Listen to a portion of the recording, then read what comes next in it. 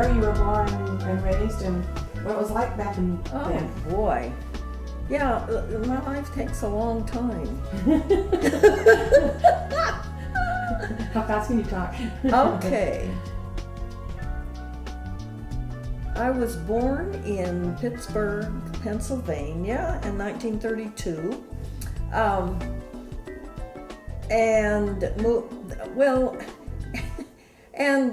Moved to California in 1936, but the details of all of that are much too complicated.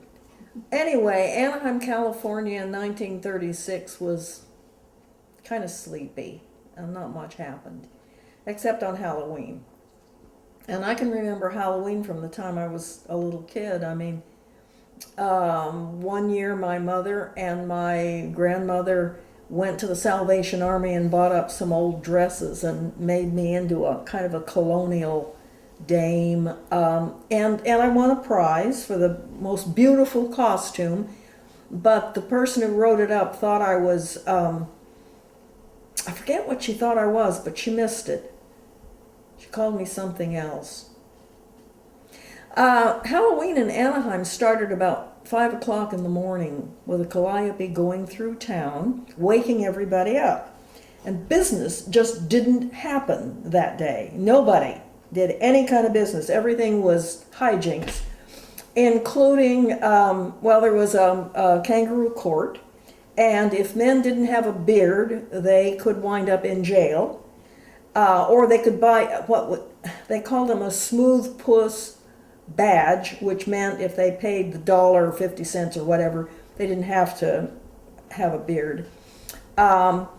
School was a half day, and at 12 o'clock, all the kids in town, in their costumes, which they wore to school, massed downtown, and there was a long parade of all the kids in school, and we wound up in the city park for a circus.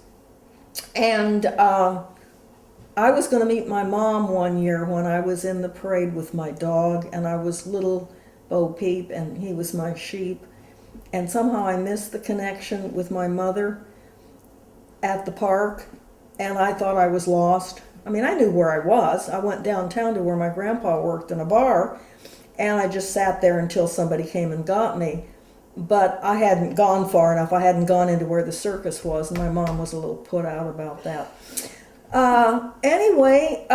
Then trick-or-treating happened after that, after dinner, and then the parade, the big Anaheim Halloween parade, which was, it rivaled the Rose Parade, literally, because some of the same bands showed up, and of course there were the horses, and the 2030's Club, which had all kinds of clever ways of going behind the horses and cleaning up after them.